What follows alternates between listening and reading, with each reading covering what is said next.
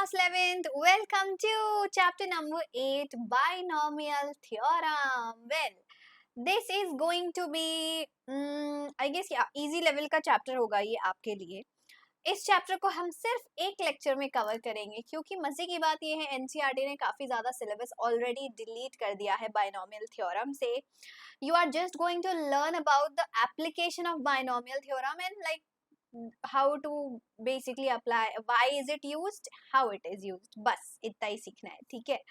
So yes guys, if you are new on the channel, subscribe quickly. यहाँ पे हम class 11th and class 12th के regular mathematics lecture करते हैं. Every chapter is covered in detail concept with every type of example that you need, including your NCERT examples, NCERT exercise questions. Her chapter की हम complete practice करते हैं with complete understanding. Okay, now since binomial theorem में सिर्फ एक ही exercise है आपके syllabus में, इस चैप्टर को हम सिंगल लेक्चर यानी वन शॉट में कवर करने वाले हैं. Alright, now what is the syllabus of this chapter and why are we learning about it. ठीक है. So first of all we will see कि कहाँ से हमें यूज जनरेट हुआ, बेसिकली नीड जनरेट हुई बायनोमियल थ्योरम की. Then statement and proof of binomial theorem for positive integral indices. Pascal's triangle का use क्या होता है binomial theorem में और उसके simple applications. All right.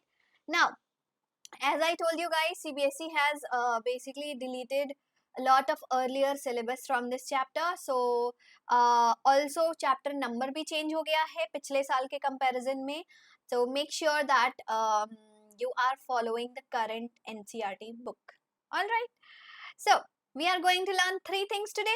First of all, the introduction to binomial theorem, Pascal's triangle क्या होता है, and binomial theorem को हम कैसे apply करते हैं. All right. So without wasting any of your time, let's get started. First of all, हमें binomial theorem की ज़रूरत क्यों पड़ी? What is it actually? Let's have a look. Now, basically आपने एलजेब्रा की जब पढ़ाई की तो आपने बहुत सारे आइडेंटिटीज देखे एलजेब्रा में, देखे कि नहीं देखे? वेल देखे तो जरूर होंगे. Let us have a look at those identities. First of all, a plus b to the power 0 is what? So we know that any number to the power 0 is always 1. Okay, a plus b to the power 1 is what? a plus b. a plus b whole square क्या होता है? a square plus 2ab plus b square. a plus b whole cube is what? a cube plus 3a square b plus 3b square a plus b cube, है ना? a plus b to the power 4 क्या होता है? कभी सोचा है? चलो देखते हैं. a to the power 4 plus 4 times of a to the power 3 b to the power 1 plus 6 times of a to the power 2 b to the power 2 plus 4 times of a to the power 1 and b to the power 3 plus b to the power 4. अब आप सोच रहे हो कि ma'am को इसका power 4 का भी आइडेंटिटी याद है, हमें तो बस क्यूब तक ही याद किया था. वेल बेसिकली याद तो मुझे भी नहीं है, ये मैंने अभी राइट नाउ डिराइव किया है. कैसे डिराइव किया? बायनोमियल थ्योरम से. सो बेसिकली बच्चों, जब भी हमें एक्सपेंशन करने की जरूरत पड़ी फॉर पॉजिटिव इंटीग्रल इंडाइसेस, मतलब पॉजिटिव इंटीजर्स वाले पावर जब भी हमें दिखाई दिए और हमें एक्सपेंशन करने की जरूरत पड़ी, बेसिकली आइडेंटिटीज अप्लाई करने की, जनरेट करने की जरूरत पड़ी. अब आप बोलोगे कि मैम जरूरत ही क्यों पड़ी ऐसे क्वेश्चन को सॉल्व करने के लिए? अब मान लो कोई आपसे बोल दे कि 101 टू द पावर 12 क्या होता है, तो basically we can write it as 100 plus 1 to the power 12 और फिर हम इसे a plus b to the power 12 की आइडेंटिटी को यूज करके सॉल्व कर सकते हैं इजीली, क्योंकि 100 के किसी भी पावर और 1 के किसी भी पावर को कैलकुलेट करना ज्यादा आसान है एज कंपेयर टू 101 का पावर 12 कैलकुलेट करना. Don't you agree?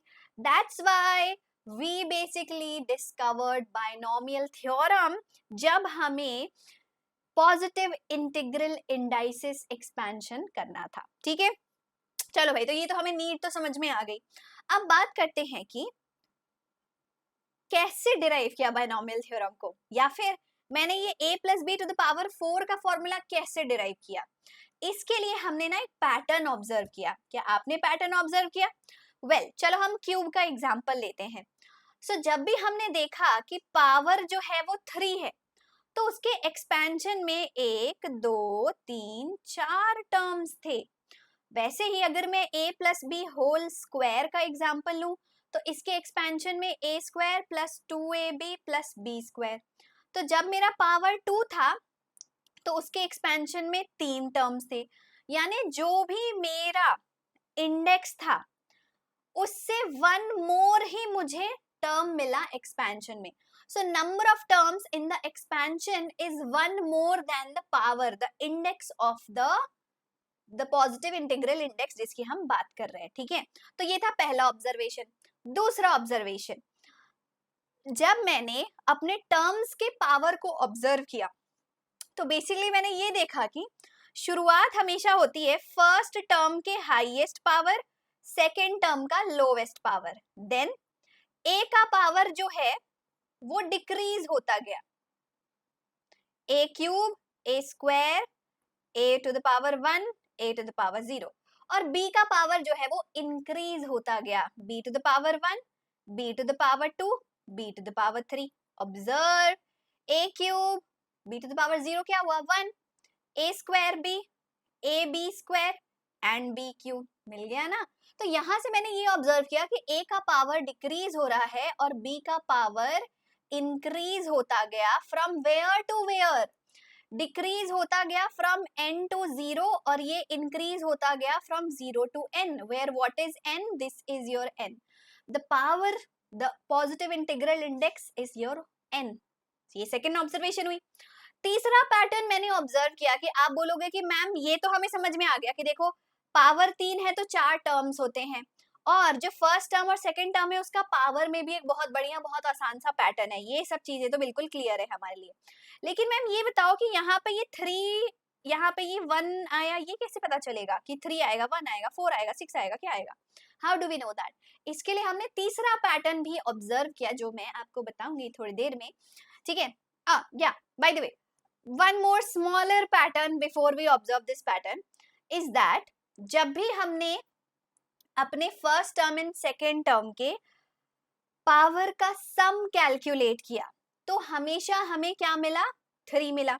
खुद करके देख लो, 2 प्लस 1 3, 1 प्लस 2 3, 0 प्लस 3 3, 3 प्लस 0 3।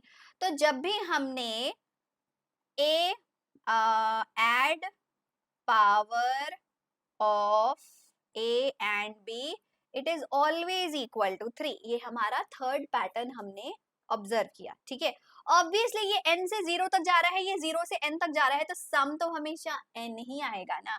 तो these were the little patterns that we observe, ठीक है। तो ये तो 3 पैटर्न हो गए। चौथा पैटर्न जिसकी मैं बात कर रही थी कि इसका जो कोएफिशिएंट है वो 3 आया, 4 आया, 6 आया, ये कैसे पता चला? इसके लिए हमने ऑब्जर्व किए उनके कोएफिशिएंट्स का पैटर्न। सो हमने ये देखा कि जब a plus B to the power 0 था तो 1 आया, जब a प्लस बी था तो कोएफिशिएंट 1 एंड 1 आया। नहीं समझ में आया? Let me show you. a plus b, यहाँ पे मैं बस एक्सपेंशन लिख रही हूँ, 1 आया, ठीक है। दूसरी बार हमने देखा तो क्या आया? a प्लस b आया था, है ना। जब हमारा पावर 2 होता है तो क्या आता है? जब पावर 2 होता है तो आता है a to square 2ab b square, और कोएफिशिएंट 1 2 1 होता है ना। क्यूब का जब हमने ऑब्जर्व किया तो a cube 3a square b 3ab square and b cube, है ना। वैसे ही a to the power 4 a cube b a square b square a b cube b to the power 4। So coefficients में जब हमने pattern observe किया तो we saw that these numbers also have a trend going on. What is the trend going on here? ये हमें बताता है Pascal's triangle, ठीक है। पास्कल ट्रायंगल ने ये बताया कि जैसे जैसे आप इंडेक्स बढ़ते जा रहा है, उसके कोएफिशिएंट को अगर आप ऑब्जर्व करोगे, the coefficient is nothing but a inverted triangle adding up. मतलब 1 प्लस 1 किया तो 2 मिल गया, है ना। 1 प्लस 2 किया तो 3 मिल गया, 2 प्लस 1 किया तो 3 मिल गया, है ना। अगेन 3 प्लस 3 किया तो 6 मिल गया, 3 प्लस 1 किया तो 4 मिल गया। तो हर नेक्स्ट कोएफिशिएंट का हमें एक पैटर्न मिलते गया अपने प्रीवियस कोएफिशिएंट को ऑब्जर्व करके, ठीक है। तो जब मैंने फॉर्मूला लिखा था ना 8 plus B whole to the power 4 का, तो मैंने a plus B whole to the power cube के एक्सपेंशन के कोएफिशिएंट्स को ऐड कर दिया था। 1 और 3 को ऐड करके 4, 3 और 3 को ऐड करके 6, 3 प्लस 1 4 और लास्ट में 1। हाँ, ऑब्जर्व करने वाली बात है कि एंड्स में हमेशा 1 ही आता है। So this is basically pascal triangle, जिसने हमें बताया कि कोएफिशिएंट में भी एक पैटर्न है। अब आप बोलोगे कि मैम इसका मतलब मुझे a plus B to the power 12 का अगर कोएफिशिएंट चाहिए तो इसके ऊपर वाला a plus B to the power 11 पहले निकालू मैं, 11 के लिए 10 निकालू, 10 के लिए 9 निकालू, तो इतना टाइम तो होता नहीं है भाई, है ना। तो ऑब्वियसली इसके लिए आपका काम आसान करने के लिए there is a formula which was formed based on the pattern we observed, ठीक है। तो सबसे पहले तो पास्कल ट्रायंगल में हमने क्या ऑब्जर्व किया कि जितने बॉर्डर एलिमेंट्स है वो सारे 1 थे। रिमेनिंग नंबर्स जो है they are basically triangle placed in such a way that the number is the sum of two numbers just above the given column row, ठीक है। नाउ जैसा कि मैंने आपको बताया कि अगर आपको a plus B to the power 12 का एक्सपेंशन चाहिए तो क्या आप a plus B to the power of 11 का एक्सपेंशन देखोगे, ऐड करोगे, एक्सपेंशन देखोगे, ऐड करोगे, इतना टाइम तो कहाँ से आएगा कि 11 के लिए 10, 10 के लिए 9, 9 के लिए 8, कुछ आसान होना चाहिए ना। मतलब चलो पैटर्न तो ऑब्जर्व कर लिया आप पास्कल ट्रायंगल के through, but still it is not the solution. So now comes the solution.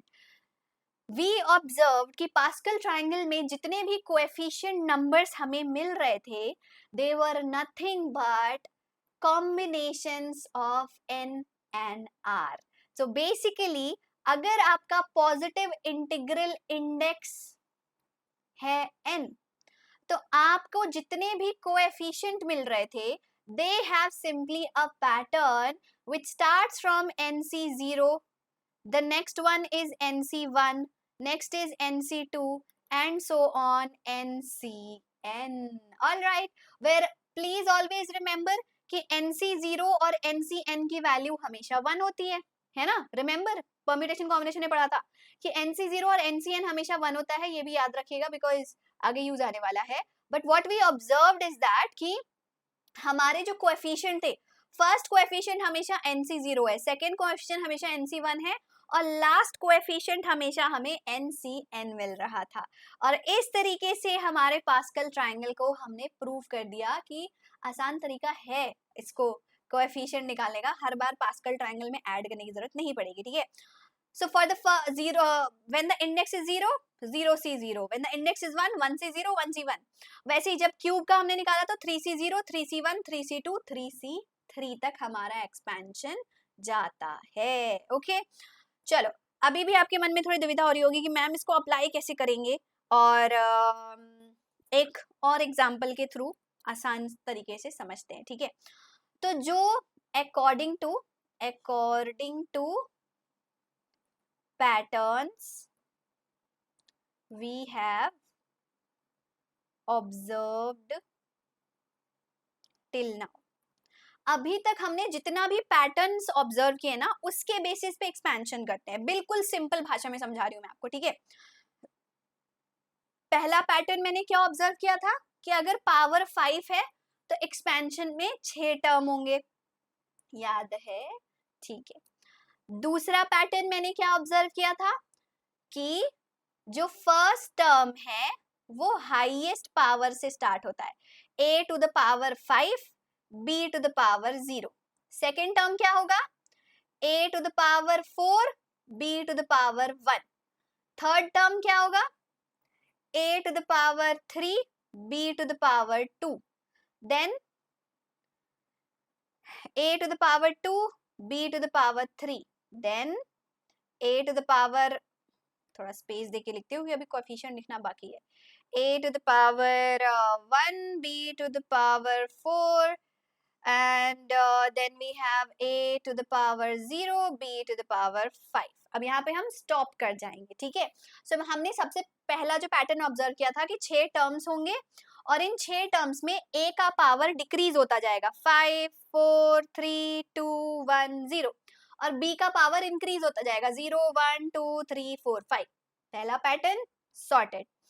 दूसरा पैटर्न हमने क्या ऑब्जर्व किया, कोएफिशिएंट्स का. तो मैंने क्या बताया, आपका सबसे पहला कोएफिशिएंट क्या होगा, it will start from NC0 यानी 5C0. नेक्स्ट होगा 5C1, 5C2, 5C3, 5C4, 5C5.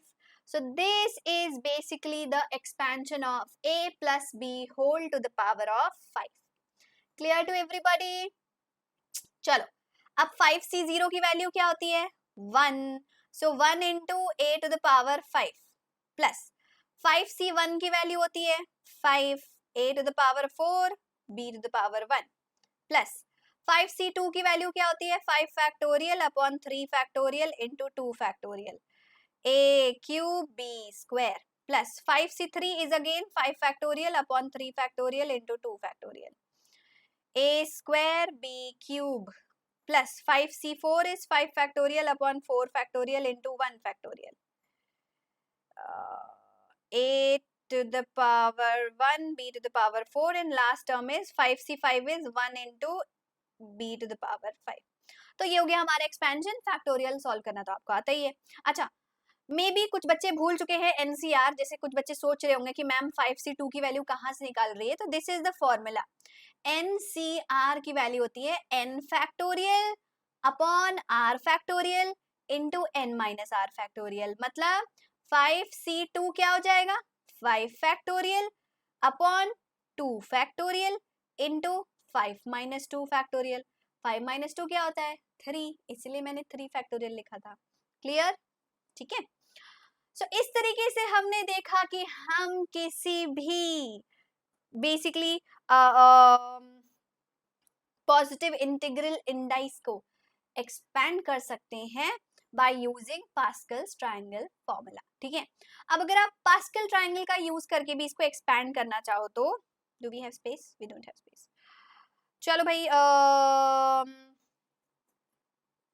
Can I add space, give me 1 minute. मैं ना यहाँ पे आपको पास्कल ट्रायंगल भी करके दिखा देती हूँ एक बार कि पास्कल ट्रायंगल से कैसे आएगा इसका आंसर. ठीक है. या अब अगर आपको पास्कल ट्रायंगल का यूज करके इसका वैल्यू निकालना है तो कैसे होगा. देखो, पास्कल ट्रायंगल हमें बोलता है कि उसका पैटर्न है, जब इंडेक्स है 0 तो कोएफिशिएंट है 1. इंडेक्स है 1, सो 1 1. इंडेक्स 2 के लिए 1, 1 + 1 2 1. इंडेक्स 3 के लिए 1, 1 + 2 3, 2 + 1 3 1.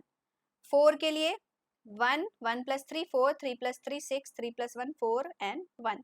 तो 5 के लिए क्या होगा, 5 के लिए होगा 1, 1 + 4 5, 4 + 6 10, 6 + 4 10, 4 + 1 5 और लास्ट में 1 तो आना ही है.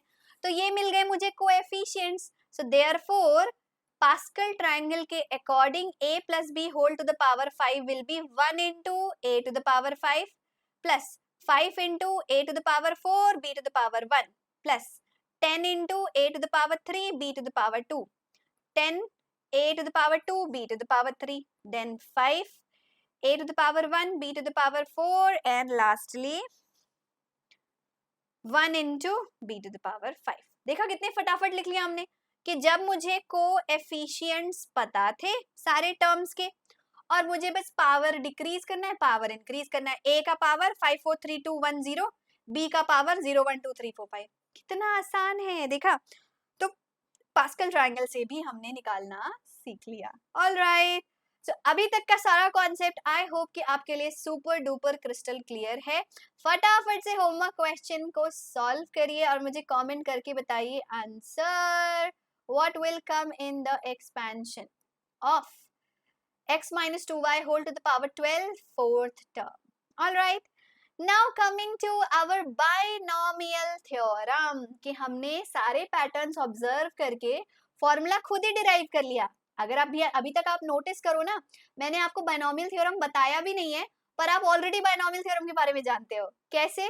वेल, बायनॉमियल थ्योरम ही तो अप्लाई किया अभी अभी हमने, कि जब हमें a plus B whole to the power n निकालना था, तो फर्स्ट टर्म का कोएफिशिएंट हो गया nc0, और फर्स्ट टर्म में बेसिकली a का पावर n यानी मैक्सिमम पावर, और b का power 0।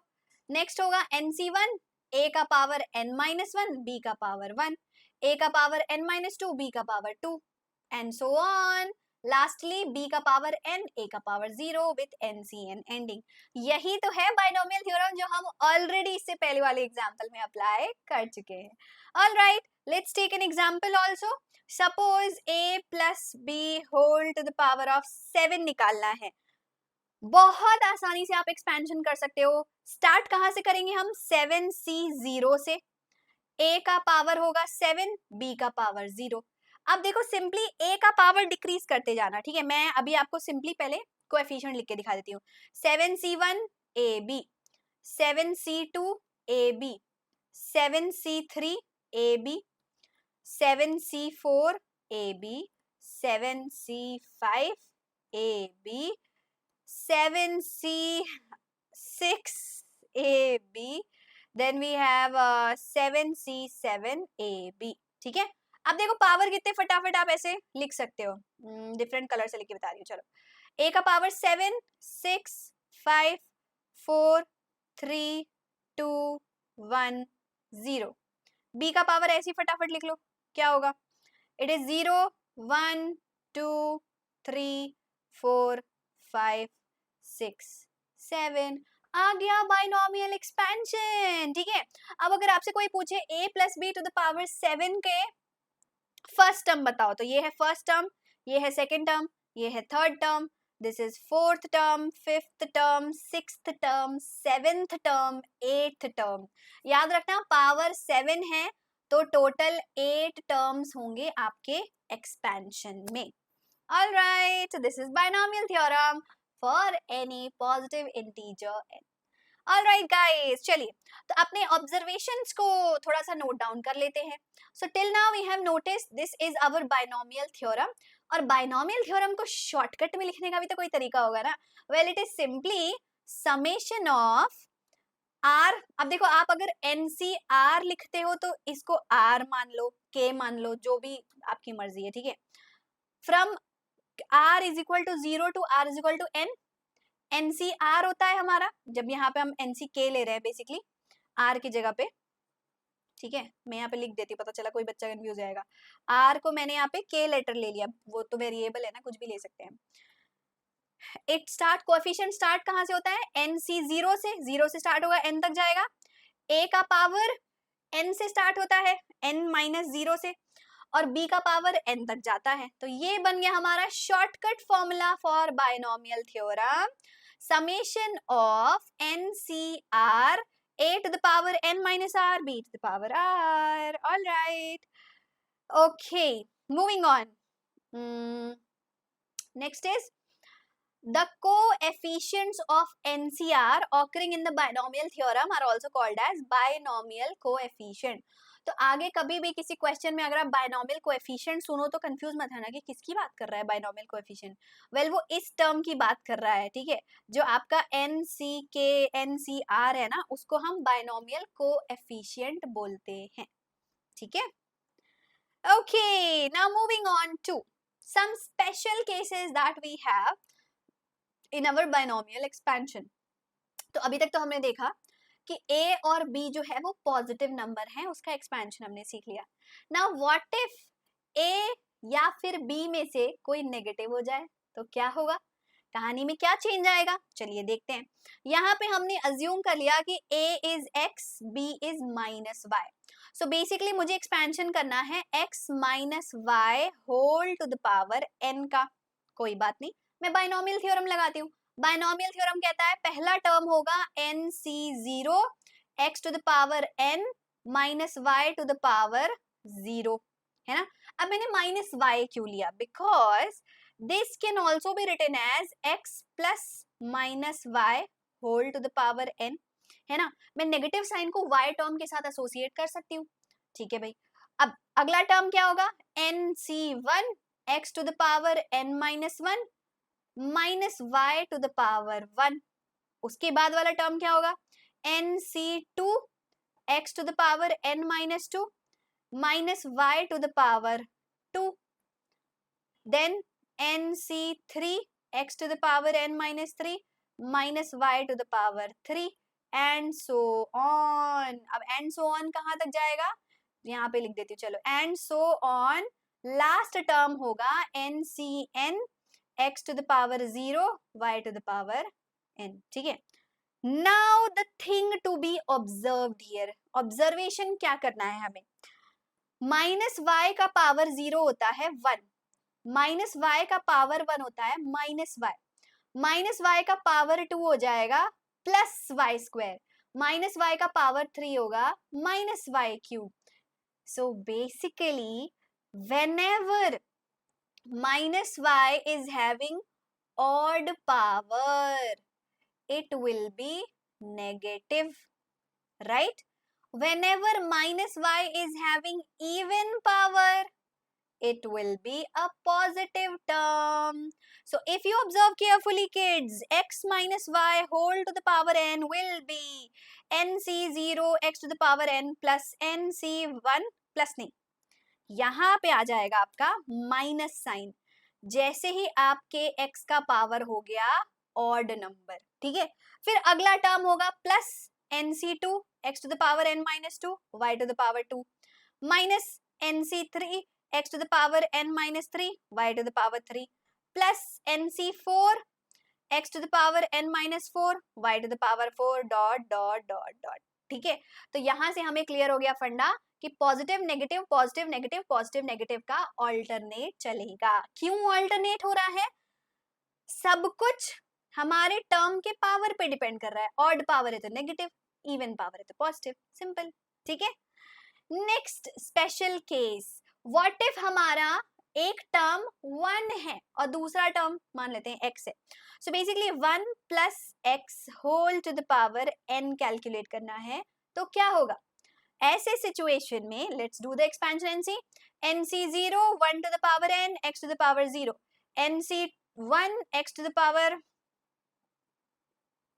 1 sorry 1 to the power n minus 1 x to the power 1 nc2 x her bar x लिख दे रही हूँ, x square 1 to the power n minus 2 plus nc3 1 to the power n minus 3 x to the power 3 and so on ncn x to the power n.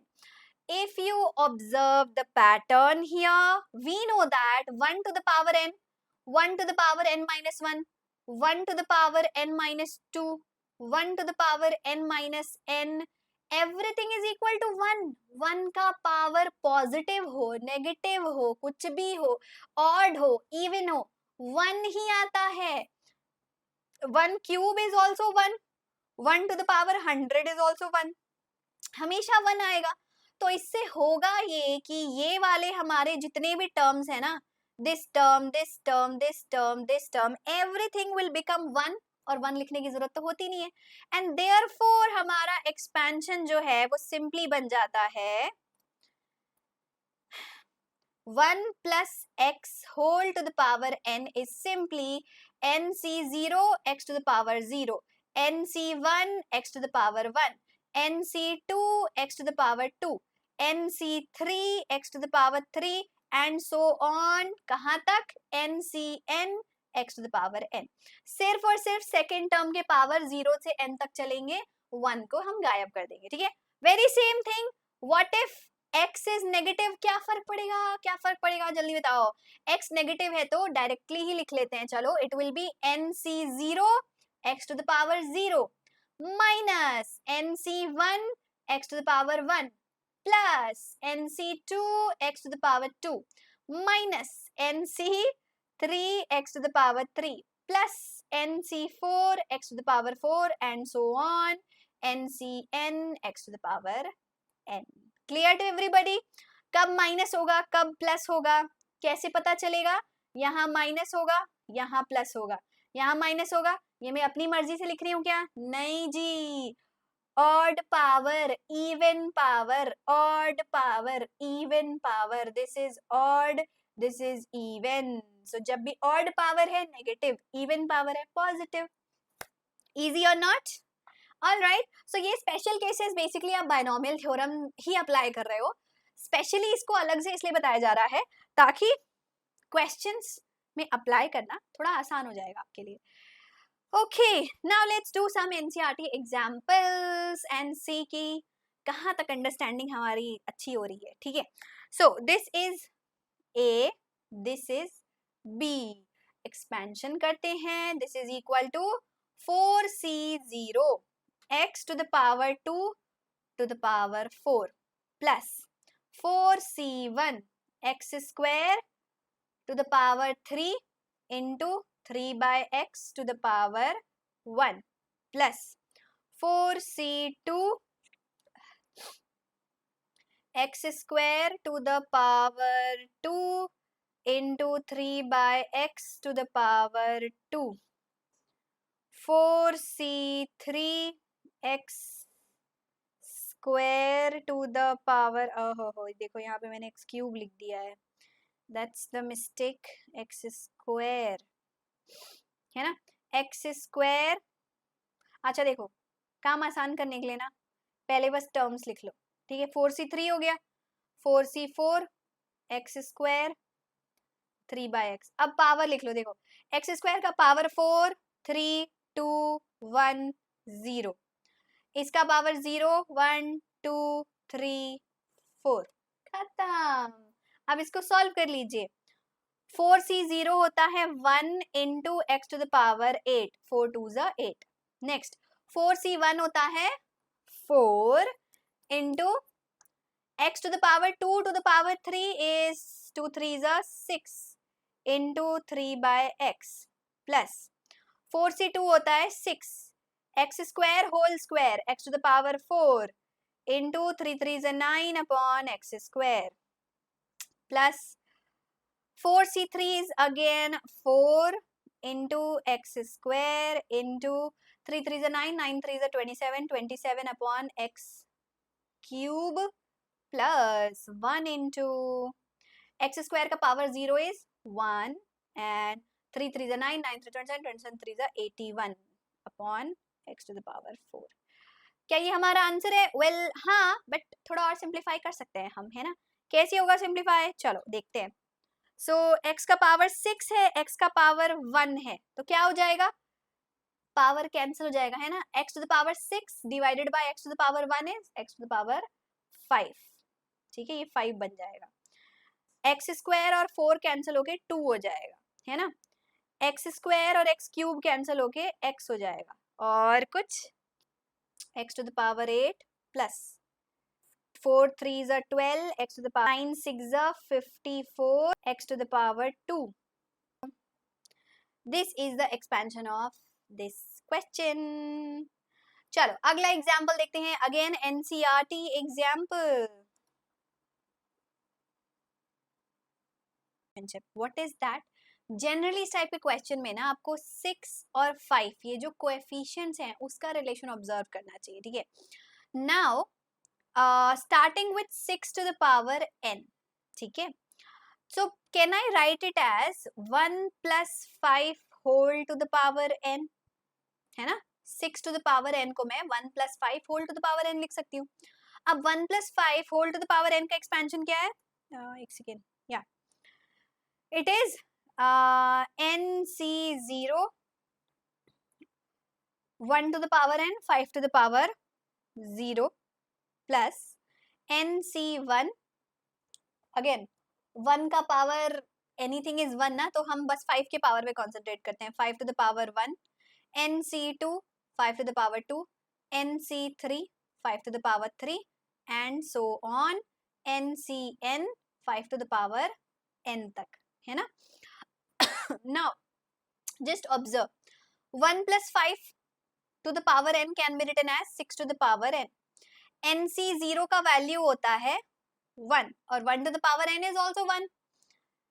NC1 is n into 5 plus NC2, basically I can write it as 5 square into NC2 plus 5 cube को I can write as 5 square into 5 है ना into NC3. Similarly and so on, last term को भी मैं लिख सकती हूँ NCn into 5 square into 5 to the power n minus 2. ठीक है.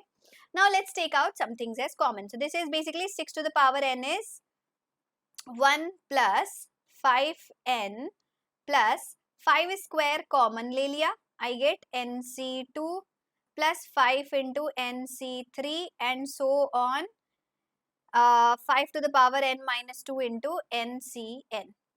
This is what I am getting. Now if you observe carefully, okay, first of all हम 5n को भी left hand side ले आते हैं, तो I am getting 6 to the power n minus 5n is equal to 5 square into NC2 plus 5 times of NC3, 5 को power में नहीं कोएफिशिएंट में लिखेंगे हम, या plus 5 to the power n minus 2 into NCn है ना, प्लस 1. यहाँ पे ये वाला जो प्लस 1 था that is still remaining. Now it is of the form what? This is dividend is equal to divisor into quotient plus remainder. So what am I getting here? I am getting 6 to the power n minus 5n is basically 5 square is 25 into some number x. अब ये positive integral indices है तो इसको add करने पे कोई number x ही मिलेगा है ना, plus remainder 1. It clearly shows that dividend is basically divisor into quotient plus remainder. So that means जब हम 25 से divide कर रहे हैं, we are getting remainder 1 and that was asked in the question.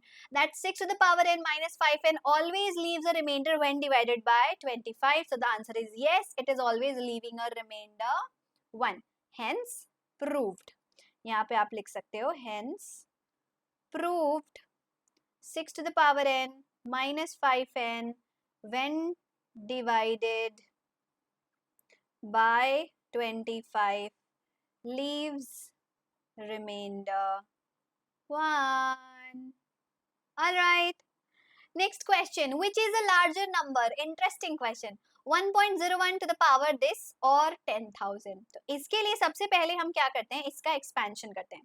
1.01 को I can write as 1 plus 0.01 whole to the power of, कितने zeros हैं, 10 lakh. ठीक है. So इसके एक्सपेंशन में क्या आएगा बच्चों, it is 1 plus x to the power of n है ना. तो सबसे पहले हम शुरुआत करेंगे NC0 1 to the power of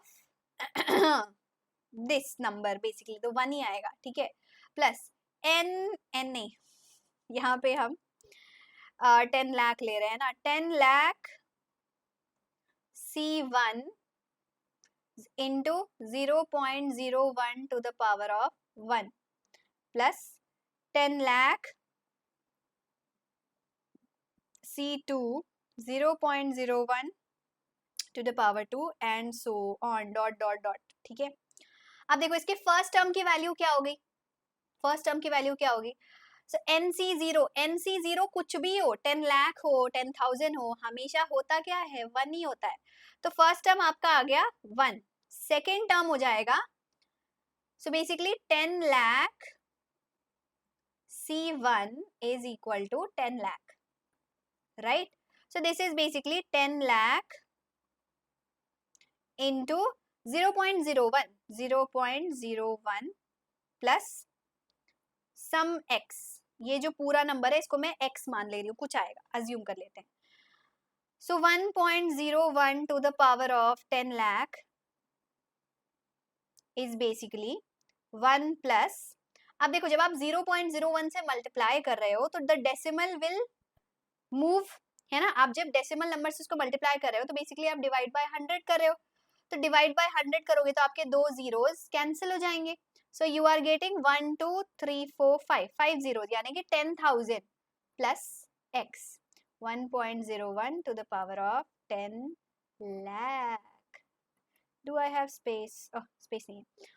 Now, here you can simply prove that this number is 10,001 plus x plus some positive number. So, this clearly shows that 1.01 to the power of 10 lakh is definitely greater than 10,000, है ना, क्योंकि 10,000 plus 1 से तो बड़ी value आ रही है उसकी, तो वो 10,000 से तो बड़ा ही हुआ ना, hence proved. All right. Okay, now coming to some more formulas related to your binomial expansion. Suppose in your binomial expansion they want only one term, जैसे वो आपसे पूछना चाहते हैं कि इसका r plus 1th term क्या होगा, r plus 1th term मतलब जैसे आपको बोल दे 4th term, तो 4th term क्या हो गया, 3 plus 1th term हो गया, एग्जाम्पल के तौर पे मैं आपको बता रही हूँ, ठीक है, तो उसका फॉर्मूला होता है tr plus 1, ठीक है, r plus 1th term is ncr a to the power n minus r b to the power r. So 4th term in the expansion of a plus b whole to the power 7 will be, 4th term क्या होगा, so it will be t3 plus 1, देखो 4th term निकालना है तो 3 plus 1 ही 4 होता है ना, तो 3 plus 1th term निकालना है, किसके एक्सपेंशन में, it will be N C R A to the power N minus R B to the power R. अब यहाँ पे n क्या है, 7, क्योंकि आपका इंडेक्स क्या है 7c3.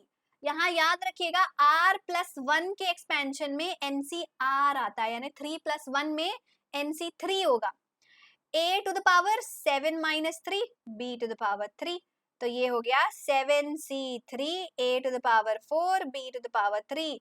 This is 4th term in the expansion of a plus b to the power of 7. Clear?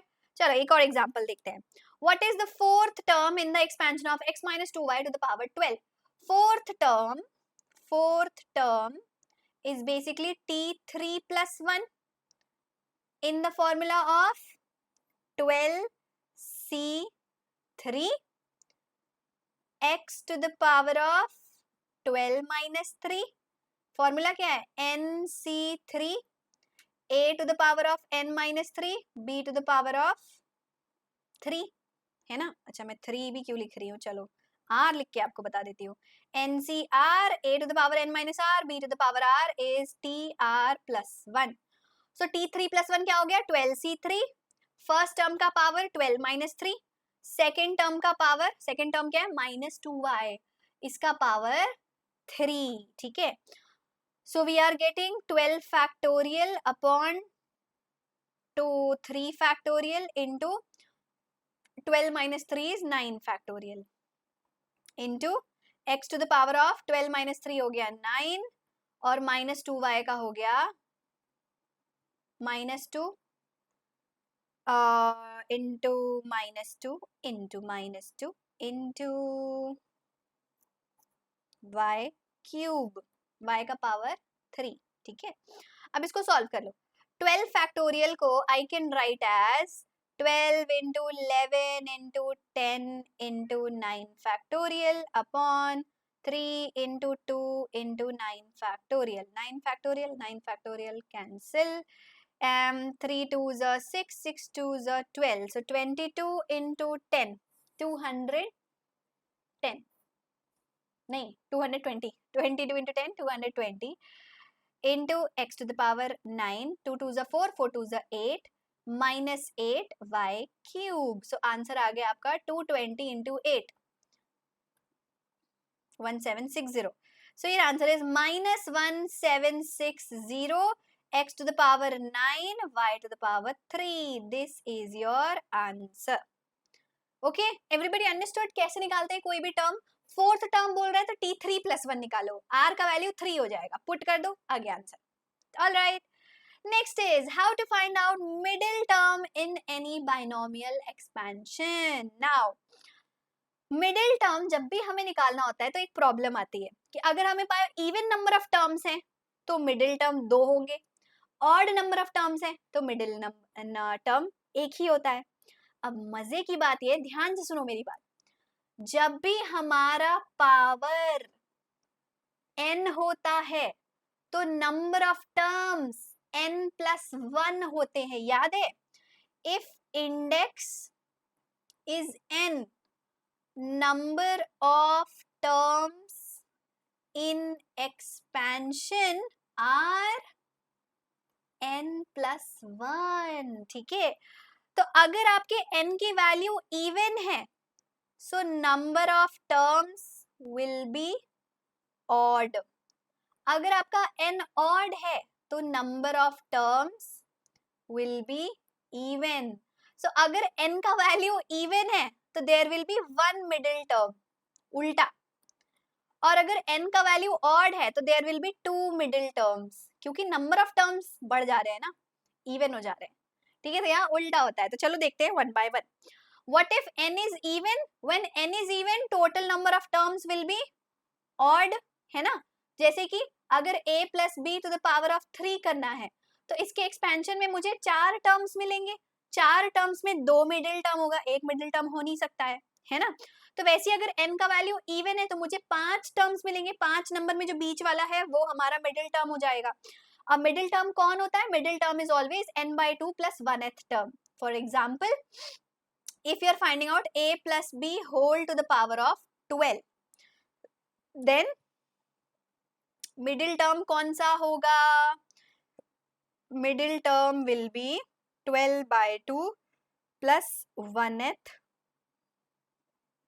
which is 12/2 is 6, 6 plus 1 is 7, यानी 7th term।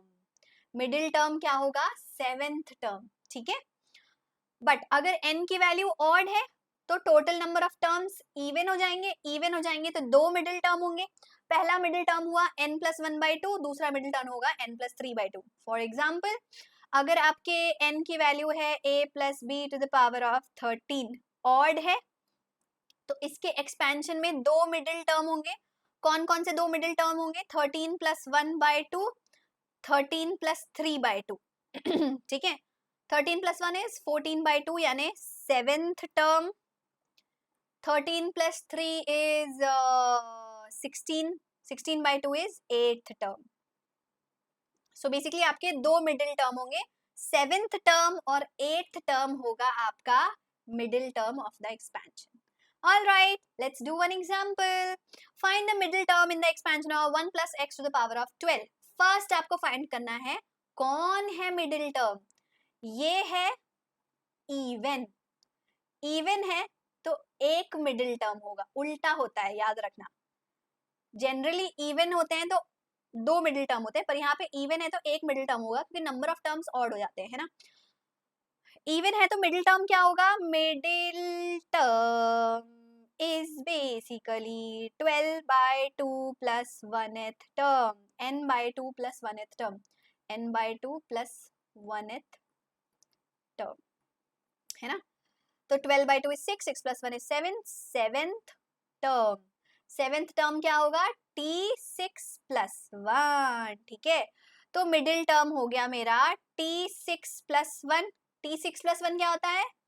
12c6, first term का पावर 12 minus 6, सेकेंड टर्म का power 6, है ना? Formula क्या था? NCR, x to the first a to the power n minus r, b to the power r.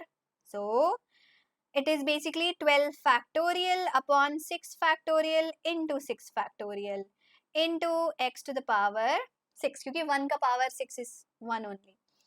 And now simply calculate 12 factorial upon 6 factorial क्या होगा? So 12, 11, 10, 9, 8, 7 upon 6, 5, 4, 3, 2, 1.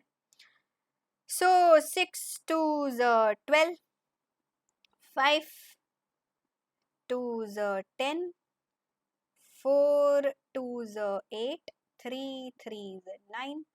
So we get 2 3s are 6, 6 2s are 12.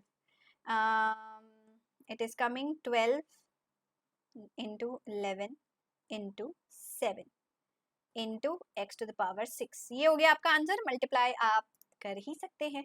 12 into 11 into 7 कर लेना, जो आएगा वही आपका answer है. Into x to the power 6. This is the middle term of the expansion. Clear to everybody? Middle term कैसे निकालते हैं? Alrighty. So here is another homework question for you. Solve it. Practice के लिए बहुत जरूरी है solve करना. और फटाफट से मुझे कमेंट करके बताइए आंसर क्या होगा. Alright. Moving on to some NCERT exercise questions. जो टफ वाले हैं उनकी प्रैक्टिस कर लेते हैं ताकि आपसे हर क्वेश्चन बन जाए अच्छे से. ठीक है. फर्स्ट एक्सरसाइज 7.1 का question number 5. Expand this. Expansion कैसे करते हैं? एकदम फटाफट करो. ठीक है. एक्सपेंशन करने का सबसे अच्छा तरीका, पहले कोएफिशिएंट्स लिख लो सारे. 6c0 x into 1 by x ऐसे लिखते जाओ. ठीक है.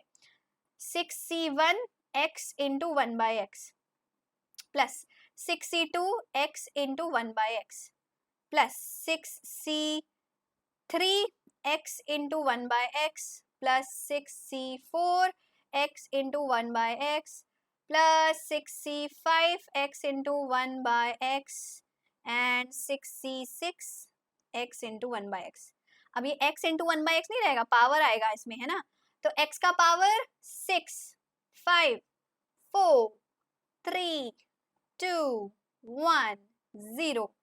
यहाँ पे 0, 1, 2, 3, 4, 5, 6. अब आप इसको सॉल्व कर लो. ठीक है. So what do you get? You get 6c0 is 1 यानी x to the power 6 plus 6c1 होता है 6. अब यहाँ पे देखो x का पावर 1 और 5 कैंसिल होके 4 हो जाएगा, तो ये हो गया x का पावर 4. ठीक है.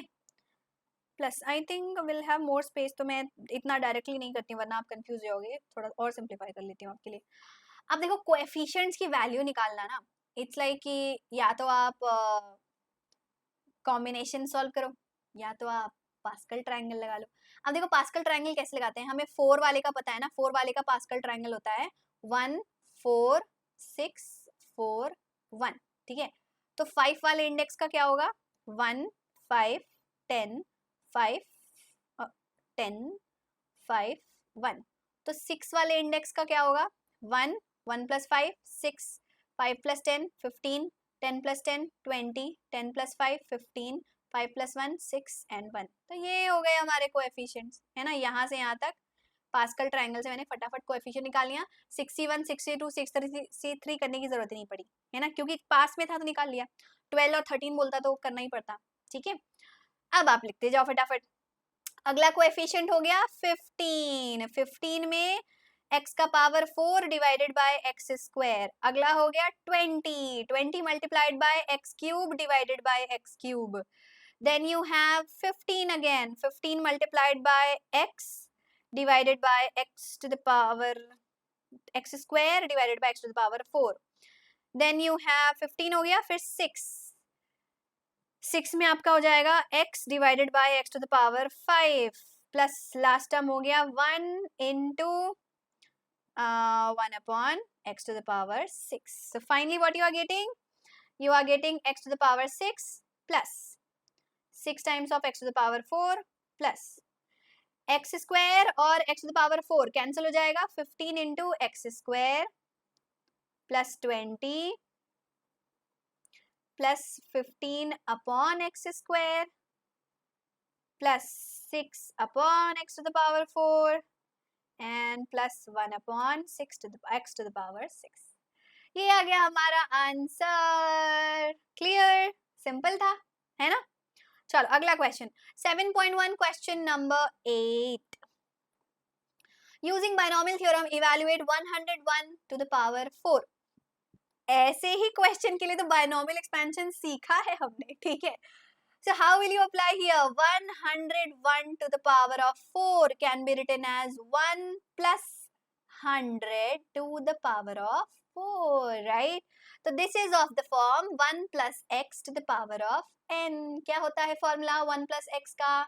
Simple. It is 4c 0 100 to the power 0. 4c 100 to the power 1. 4c 200 to the power 2. 4c 300 to the power 3. 4c 400 to the power 4. क्योंकि 1 का पावर कुछ भी हो कोई फर्क नहीं पड़ता, नहीं आने वाला. अब देखो पावर 4 है, पावर 4 के कोएफिशिएंट तो आपको याद ही हो गए होंगे. पहला कोएफिशिएंट होता है 1, दूसरा कोएफिशिएंट होता है 4 into 100, तीसरा होता है 6 into 1 2 3 4 plus 4 into 1 2 3 4 5 6 plus 1 into 1 2 3 4 5 6 7 8. So what are you getting as the answer? We have more space. Okay. So it is 1 plus 400 plus 1 2 3 4 plus 4 1 2 3 4 5 6. यहाँ पे मल्टीप्लाई नहीं लिखा है मैंने. हाँ. प्लस 1 2 3 4 5 6 7 8. ऐड करिए क्या आएगा. So you have basically the unit digit is 1, tens digit nothing, hundreds digit 4, thousands digit nothing, 10,000s digit is 6, then 0, 1 2 3 4 5 6 1 2 3 4 5 6, हाँ, then 4, फिर 1 2 3 4 5 6 7, then 0, then 1. तो ये हो गया आपका answer. It is basically 101 to the power of 4. All right. So this is how we use binomial expansion to solve such type of questions. और इसी के लिए तो हमने binomial expansion को invent किया था. Now this is a very interesting question. Please observe. NCERT exercise 7.1 question number 11. Find a plus b to the power 4 minus a minus b to the power 4 and hence evaluate this.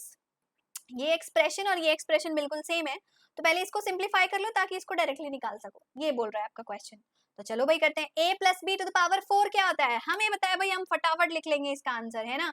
क्योंकि जब 4 index है तो coefficient क्या होता है बच्चों, 1 4 6 4 1. याद है ना. So it is basically 1 into a to the power 4 plus 4 into a to the power 3 b to the power 1 plus 6 into a to the power 2 b to the power 2 plus 4 into a to the power 1 b to the power 3 plus 1 into b to the power 4, right? अब मुझे subtract करना है. Subtract क्या करना है, a minus B to the power 4. अब a minus B में क्या होगा, b का ऑड पावर नेगेटिव होगा. पहला term a to the power 4, दूसरा term minus 4a cube b, फिर plus 6a square b square, then minus 4ab cube, then plus b to the power 4. अब क्योंकि यहाँ पे माइनस करने बोला है तो जब मैं ब्रैकेट ओपन करूंगी साइन विल चेंज.